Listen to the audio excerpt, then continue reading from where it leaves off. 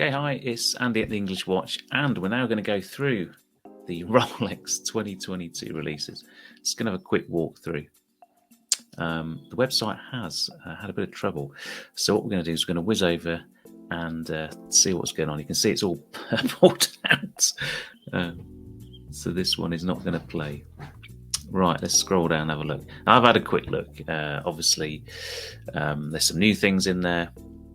As we know, the new Air-King, GMT-Master 2, day date, Yacht-Master 42 in yellow gold, and some date just dials. I mean, yeah, nothing spectacular. And to be honest, most of this had already been spotted by various YouTubers. I guess the big thing is the GMT's got a left-hand drive crown, which is quite unusual. So it'll be interesting to see what collectors make of that one. Obviously, it's a quirky aspect, but we'll get into that in a second.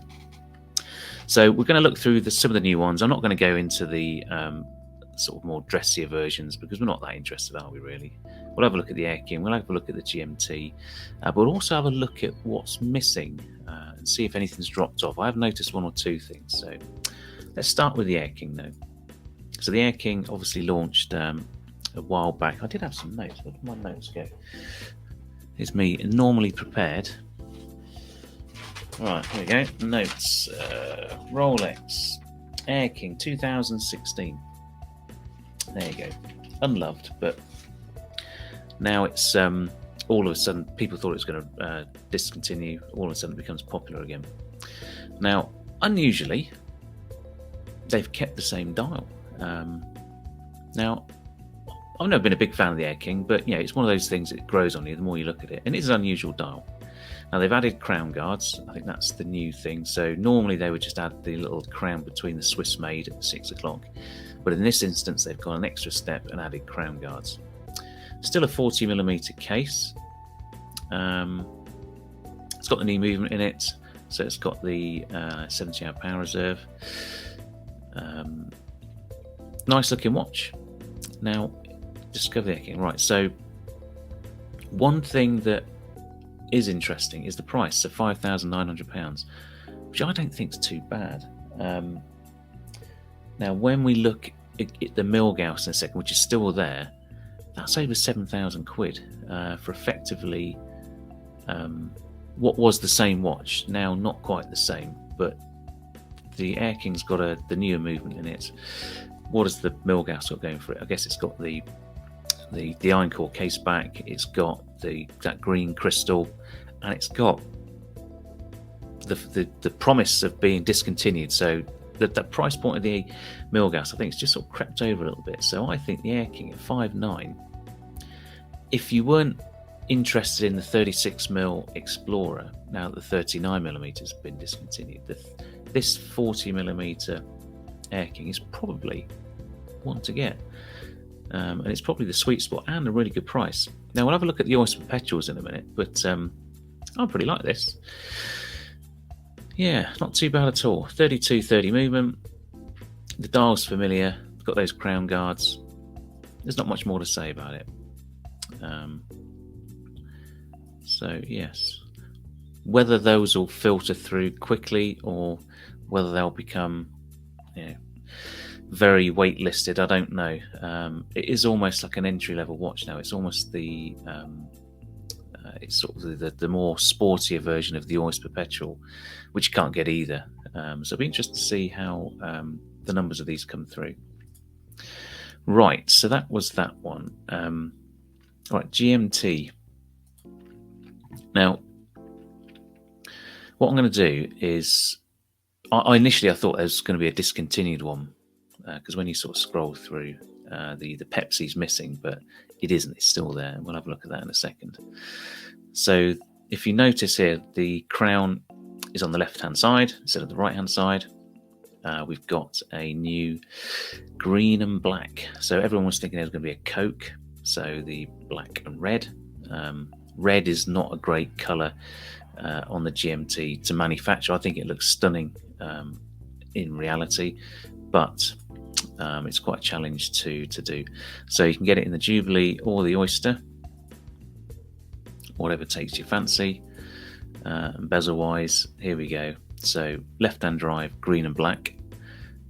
Pepsi still there. Not left-hand drive, but you can get that in a Jubilee, which has, that's how I get it, or the Oyster. You can still get the Batman, and you can have that as a Batgirl. And again, that's how I'd have it. Don't let the girl and man bit put you off. And what else have we got? Nothing else. There's no black, no Coke, just green and black on a weird left-hand drive. So that's a bit of a quirky one. So they've kept those two in, and they've added this one. So it'll be hyped, obviously, but let's see how it fares over time. Now, £9,000 for the left-hand drive. How does that compare to the 8.6 for the Pepsi and 8.6 for the Batman or the Batgirl? So they're charging you an extra 400 quid to stick the crown on the other side, which is it the same as just turning the case upside down and putting the movement the other way around in the case? Is it as simple as that for 400 quid? I don't know. Maybe I've missed a point, but I think it's just that.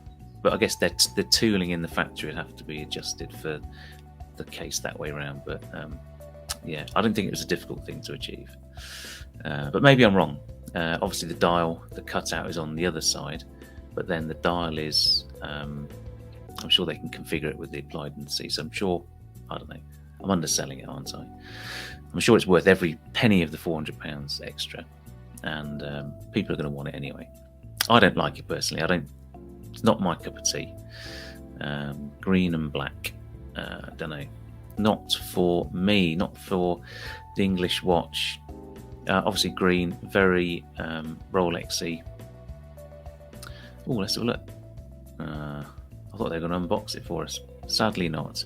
It's just a generic GMT video. So there you have it. GMT. Right, let's go back. Let's whiz back. Let's not waste any time. So Yacht-Master 42 in yellow gold. Again, that one was pretty much talked about, so no surprises there. Now, I do like the Yacht-Master 40. The Yacht-Master 2 is still there. So if we view all, this still hasn't been discontinued. There it is, still there. All variants still present. I do like this one. This one's pretty cool. White gold 42. But I do like the Everos on the 40 as well. So I do like them. They're expensive, aren't they? How much is that one? Let's just have a quick look. 22,000 quid. One day. Not that my complexion could pull it off. No. And these ones here, the rhodium plate dial. It's a 37. I didn't know it was a 37. Oh, the 40 there. I know someone with that one. They're pretty cool. Right. What's next? So moving on. Done the Air-King, done the GMT, done the Yacht-Master, Submariner. I've had a look in there. Nothing new. Subby's still there. No Oyster Flex.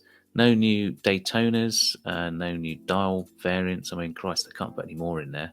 They did quite a bit last year. Sea Dweller. I didn't check that one. I don't think there's anything new in there, though. So a quick Butchers. Oh, there is a new one. Ooh. The new model Deepsea. Now, what have they done? I do not know. Maybe they put a new movement in it. I'm not an aficionado of the Deepsea, so I'm sure there'll be other channels. Now, just looking, I didn't want to do that, did I? Yeah, just looking down here, you've got the crown at 6 o'clock between Swiss and Maid, so maybe they've just put the updated movement in it. Maybe that's all they've done. So I'm sure we'll find all about that one at a later date. But just goes to show, just sort of diving in, you just find these little snippets. Right, so let's go back. So we're down on the professional line. We'll go back up to the Oyster Perpetuals in a second. Explorer, so Milgauss is still there. We'll get back to Explorer in a second. And as I said, If we look at the price, 7,350. So it sort of edged away a lot from the Air-King. I still love it, but yeah, it's a bit too dear for me. Right, so Explorer. So this one was changed last year, went down from 39 to 36. We got the two-tone, that one there. Did we get any more variants? We had a new Explorer 2. Now, if you look at my Tudor video, Tudor have introduced a similar-ish Explorer 2 model, their Black Bay Pro, very reminiscent of the Steve McQueen, the early Explorer 2 variant. But looking at here, there's no new variants of Explorers. Now, the 2023 sees this. I think it's the 70th anniversary of Sir Edmund Hillary and Sherpa Tenzing Norgate going up Everest. So maybe they'll do a special then. Maybe we'll see a polar dial. You never know. But that's next year. Somebody told me. I didn't know that. Somebody told me that. Right, Oyster Perpetuals. Now, there is some change in here. Although there's no new models, I think what we'll find when we go into the 41s, there is a distinct absence of colour. So we've got the green. So we've got the silver, got the green, got the blue, got the black. But where's the yellow, the coral, and the Tiffany? Gone. Erased from history. So anyone that's got one of those watches, well done. Anyone that doesn't, never mind, maybe next time. But there's still it's still a great watch. They seem to have taken the fun out of the 41 though, which is a bit of a shame, isn't it? It's a bit of a shame. But hey ho. So let's have a look at the all models. So the 36, so there's still 36 colours there. So at the 36 level, we still have the Tiffany, the pink, but again, the red, sort of the coral, and the yellow, they've gone. Now, I don't know if there was issues with manufacturing those dials or whether they were always going to be limited, but how long were they out? 2 years? Yeah, gone. 18? No, it's about 18 months, was it? Sort of September 2020, I think they came out. So yeah, gone. Never mind. Right, so I think we're almost there. I've just whizzed through the Rolex catalogue. Now, Sky Dweller, there was nothing new in there. Cellini, they've done nothing with the. I do like this watch. I think that's a cool moon face. I do like it, and it's very reminiscent of the early, with this sort of coin edge dial. One of the early Rolex Oysters from the 20s or 30s, I forget. But I still think that's pretty cool. I like the radial date, that blue hand. Yeah. Who's not buying this model? How much is it? £21,000 for a rose gold moon phase. That's not too bad, is it? That's not too bad. Right. Now you will find that if we look at it very quickly, and I apologise for keeping you any longer than you need to be here. 2022.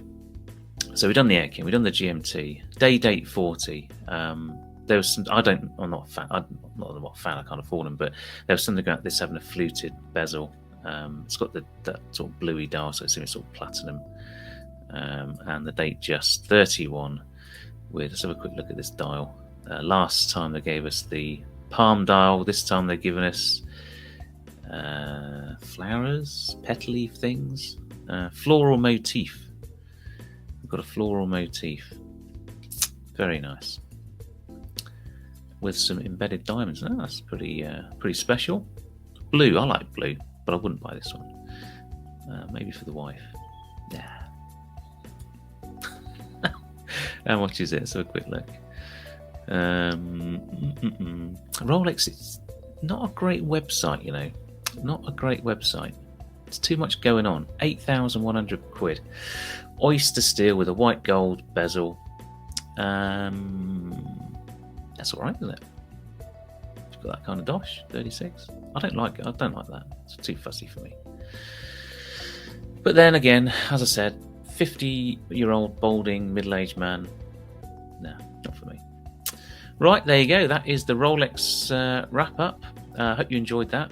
I'm sure there'll be better videos out there, but that's my hot take. So I'm Andy, it's been the English Watch. Take care, and I'll see you soon. Bye for now.